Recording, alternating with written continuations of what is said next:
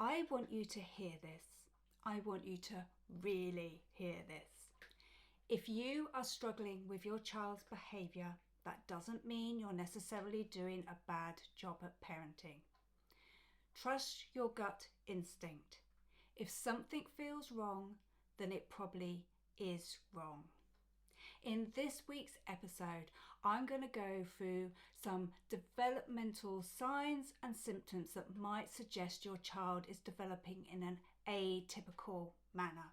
We're going to call these developmental red flags because they are a sign that you need to stop struggling to cope alone and go and get some professional support.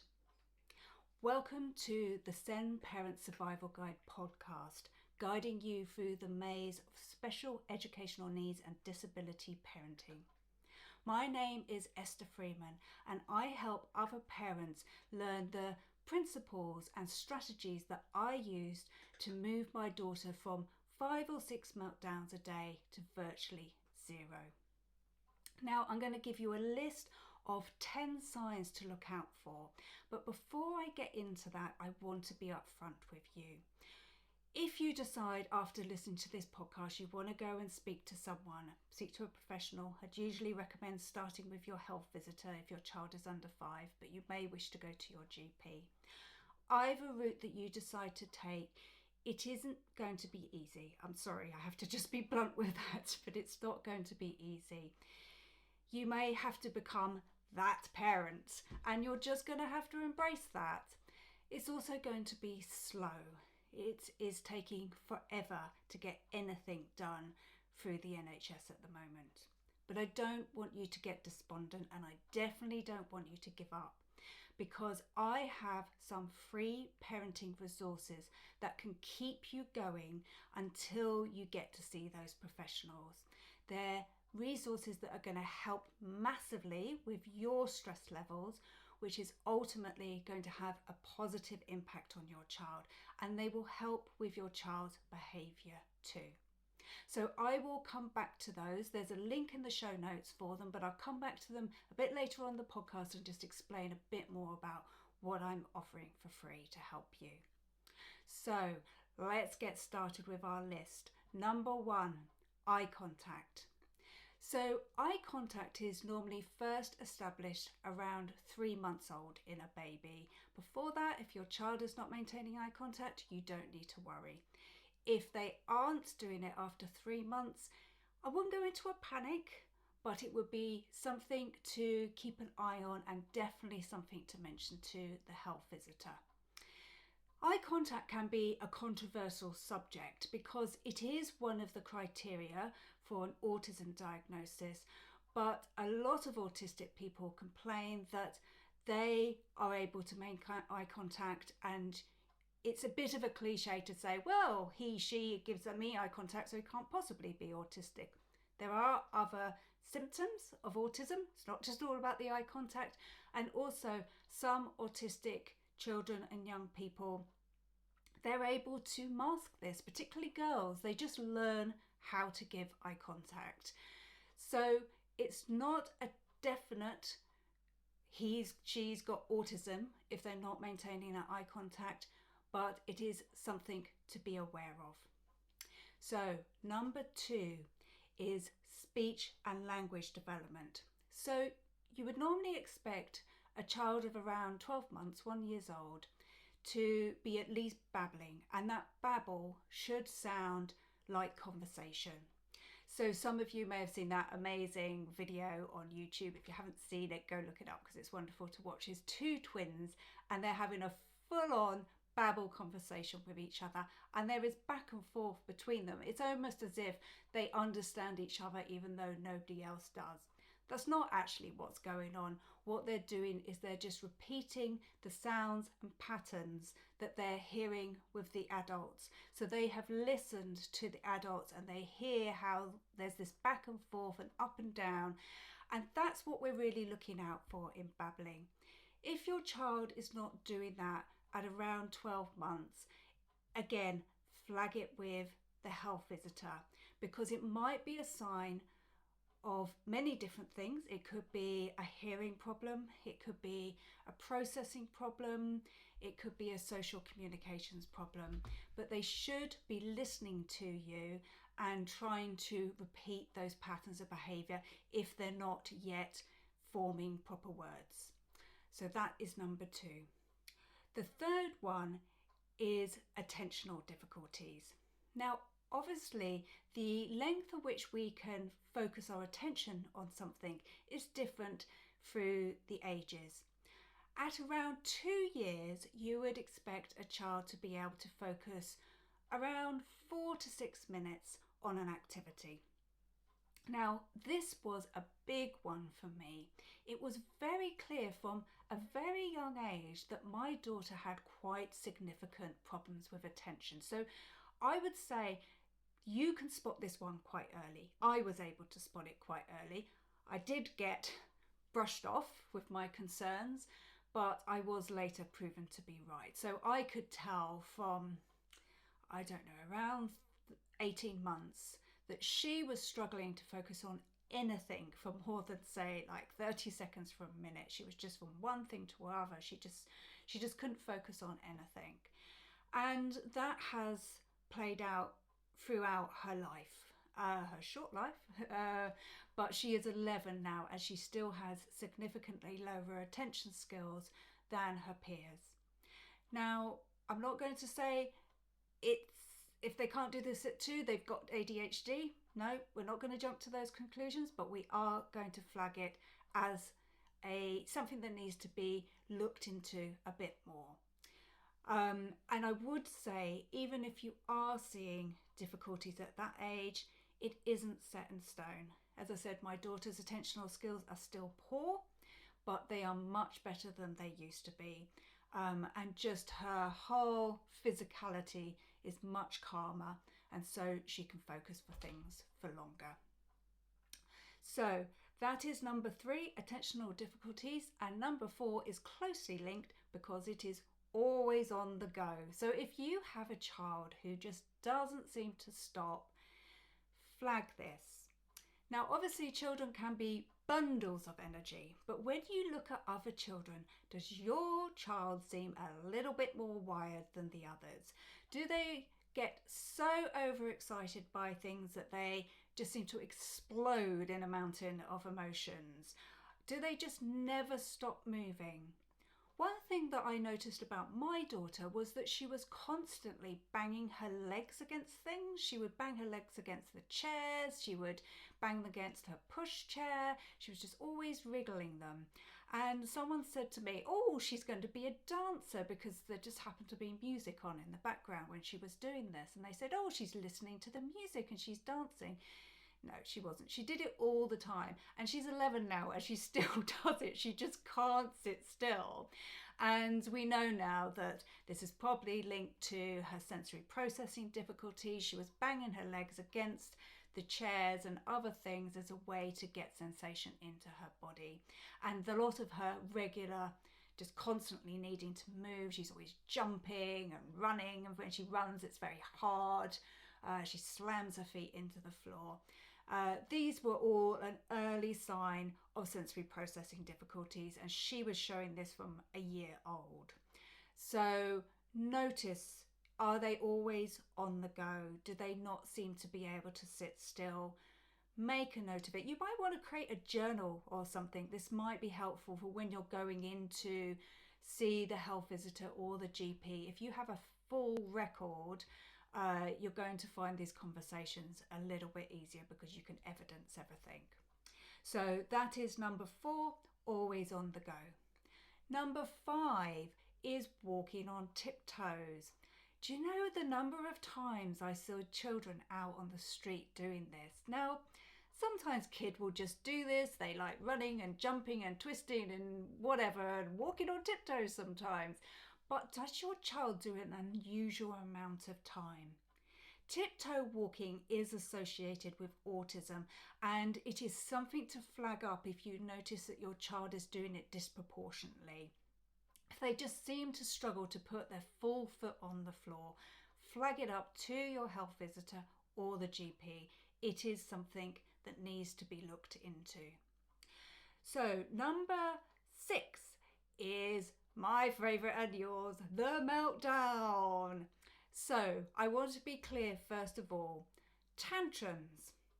Tantrums are something that all children experience when they get overwhelmed, often with choices or because they can't get their own way.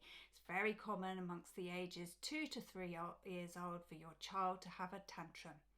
A meltdown is a completely uncontrollable explosion of emotions that is different from a tantrum. It's different because it is more intense, it goes on longer, and the strategies that you can use to stop a tantrum don't work with meltdowns.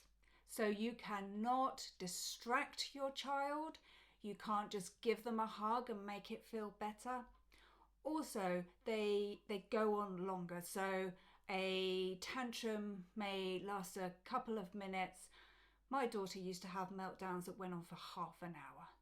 She also used to have far more of them than other children. She would have 5 or 6 in a day. If you are experiencing anything like this, this is a major red flag that all sorts of things could be going on. It could be sensory difficulties, clearly emotional regulation difficulties, overwhelm, all sorts of things. It could be speech and language difficulties. Kids can get very frustrated when they can't make themselves heard. And again, all children will experience that, but if your child is experiencing significant speech and language delay, this will be even more frustrating for them. My daughter just gets very upset sometimes because she can't understand what people are saying to her. So if you talk too quickly and use too many words, she gets really stressed out by it. She'll ask me what a word means and I'll say, well, it means this, and she'll say, why can't you just say that word then? That's the word I know. She's got a point. So meltdowns, real biggie, I think. I know that I just suffered for way longer than I needed to because I was told it's just the terrible twos. But for me, it was not just the terrible twos. It actually started at 18 months old and was still going on when she was 6 years old. So please, it is so tough to deal with tantrums, both on yourself and on your child.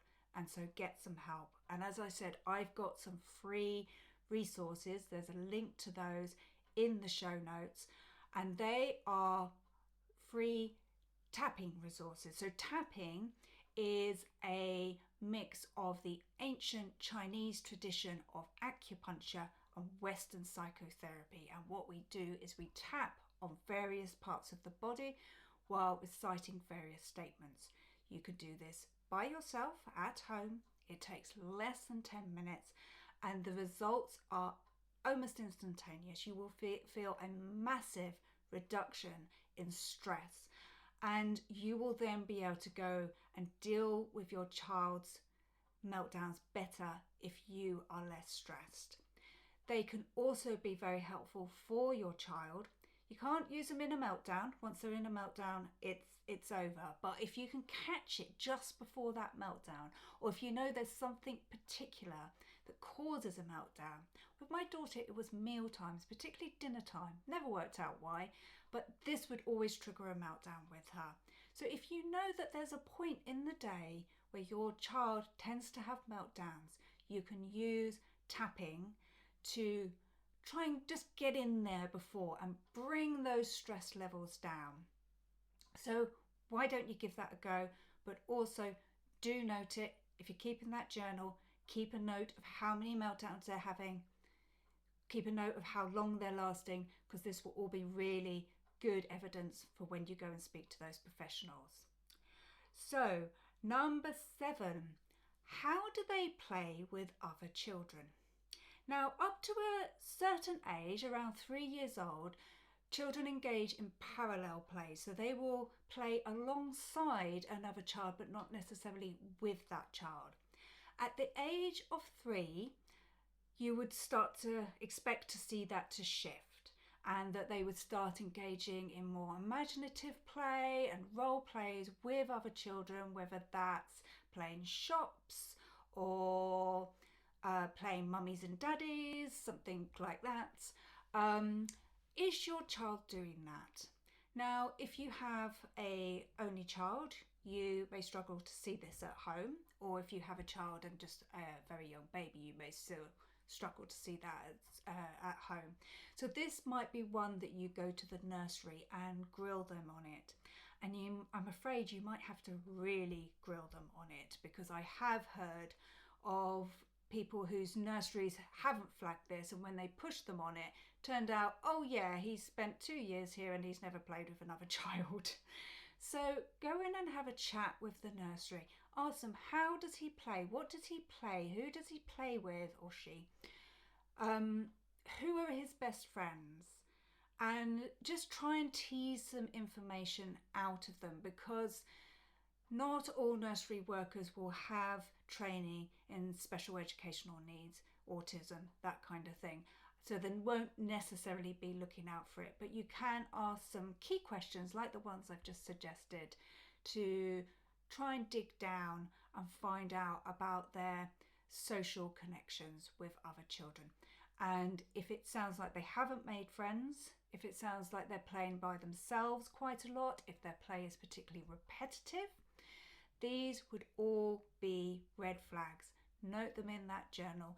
Maybe get the nursery to write you a little statement, because it always helps to have someone else backing you up when you're going and asking for investigations.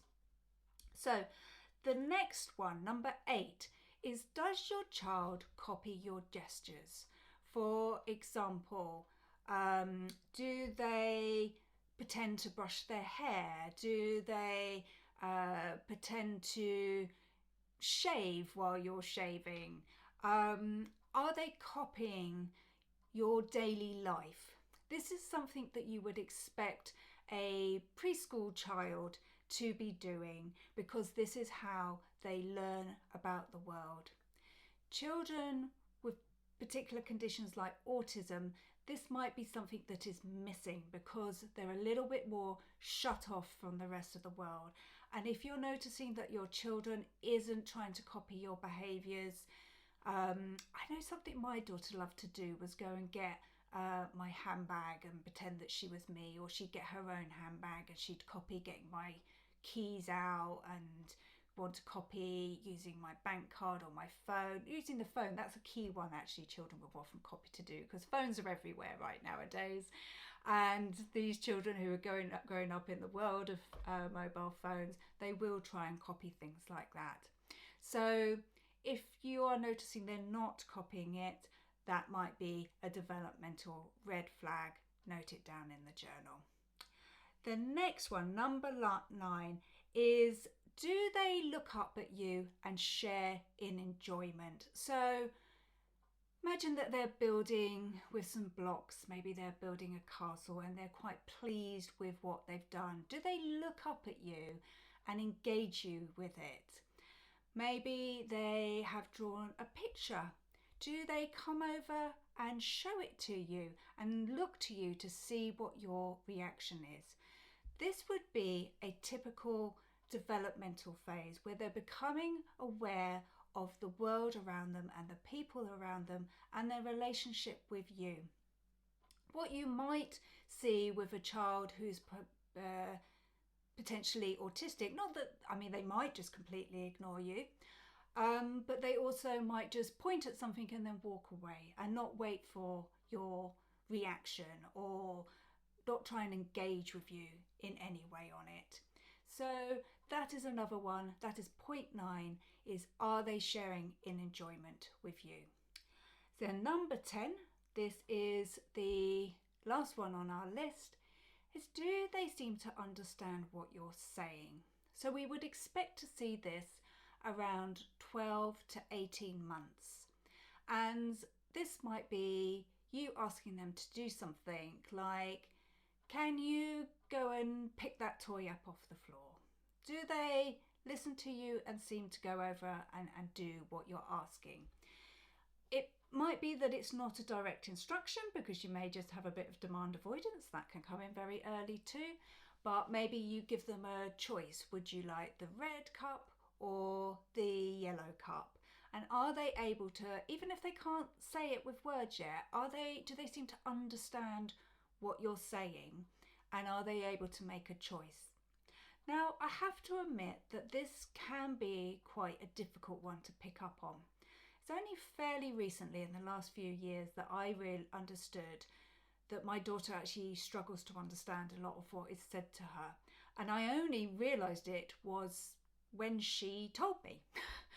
So I knew that when we went to events, if there was someone doing lots of talking, she seemed to get really stressed out. And I didn't really understand why that was. And we were at an event one day and someone was just talking and talking and talking, and she ran over into a corner and put her hands over her ears and was sort of wailing or something like that. And so I went over and I said, "What's wrong?" And she said, "There are too many words. I can't understand anything he's saying." And that was when I realised the auditory processing difficulties that my daughter had. And I have to say, she'd had quite a lot of speech and language assessments before then, and it hadn't really come up. And so because she then had disclosed that to me, I was next time able to go to see the speech and language therapist and say, you know, she said this to me. I think she's really struggling to understand when people talk to her. She doesn't always understand what they're saying. And because she is a child who masks and she doesn't want to admit these things, she's just kept quiet on it. Interestingly, she then did later have an assessment with an educational psychologist that revealed that she has some working memory problems. So not only does she struggle to understand what someone's saying to her, she then can't necessarily remember what has been said to her. So you have to be really careful and very observant with this one, because it can often come across as a child not listening to you or being defiant or just deliberately not doing what you ask, but perhaps they haven't understood. Perhaps they're struggling to remember. I know mum just told me to go and do something and I can't remember what it is and I'm a bit embarrassed. I'm not going to ask again. And so I'm just going to walk off and ignore her. So this is a very good example of why we need to work on the principle of all behaviour is communication. What is your child communicating to you when they maybe aren't following an instruction, don't appear to be listening to you? Could there be something going on? And you would expect to start to see this around the 18-month mark. This is when that could start showing up. Again, you would probably need to flag it with the health visitor first, maybe go and see the GP. And normally what the process would be that you would be initially referred to audiology and they would do a hearing test just to check that it's not a hearing issue. And if the hearing test came back clear, then you would then be referred to speech and language. And despite what people say, that referral can be made before the age of 3. I was constantly told it had to be 3. That's not true. You can get referred earlier than that. I think my daughter started seeing the speech and language therapist. She was younger than 2. I can't remember the exact age, but she was below 2. And actually the speech and language therapist said to me, we like to start these interventions early.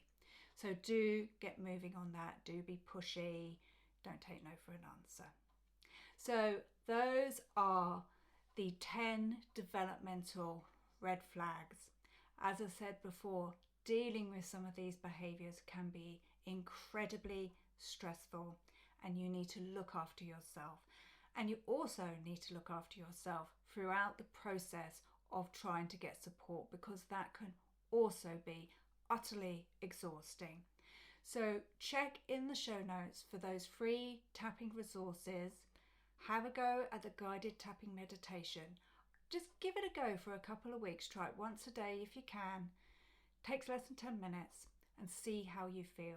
Because if you are feeling calmer, then your child will be calmer too, because stress is contagious. So whatever difficulty that your child has with their development, if they're picking up on your stress, it is only going to exacerbate that difficulty. And I don't say that as a means to shame anyone or blame anyone. It is a very natural response to find this kind of situation stressful. But we can take responsibility for our stress levels and we can work on them. And as I said, when they get a little bit older, obviously this isn't going to work for babies, but as they get older, they can also start using the tapping technique to start managing some of their own difficulties. And there is no better way than role modeling it yourself. So check out those resources in the show notes, and I hope they're of some use. So now we move on to the final ending section of the podcast, where I review stuff that's been going on this week in the world of special educational needs and disabilities. And I'm sorry to say, but not a lot has been going on. So one thing that I picked up on is that Labour have launched, I don't think it's a manifesto, they have called it 5 Missions for a Better Britain. It's obviously in the run-up to the election. We still don't have an election date, but it will be happening before the end of the year. There's lots of talk about a autumn election coming up. And their Mission 5 all relates to children and young people. And they've obviously tried to go for this holistic approach where they're looking at everything from childcare to work opportunities and ensuring that young people are ready for the working world when they leave school. And they are saying that they want to break down barriers for children. And there's quite a lot made of children who have better socioeconomic situation will have better opportunities for things like preschool and being ready for school and pre-work and being ready to leave school. And they are absolutely right in that. But one of the biggest barriers to almost all of these stages of children's learning and development is special educational needs. And the only thing I could see in that report that referred to that was one paragraph. And I can't even really tell you what it said, other than we need to support children with SEND. Okay, yeah, no biggie there. It was very woolly. There was no mention of the increased funding, the massive funding gap that we have at the moment, the massive problem with accessing services. They said something about linking up services. Don't know what that meant. People just need to be able to access them, basically. They did talk about early interventions and training teachers. That sounds good. Need a bit more detail on it. But yeah, it's still being massively overlooked. So what I would say to you is, from now until whenever the election is called, but certainly when the election is called, you are going to get a sudden influx of people knocking on your door trying to get your vote.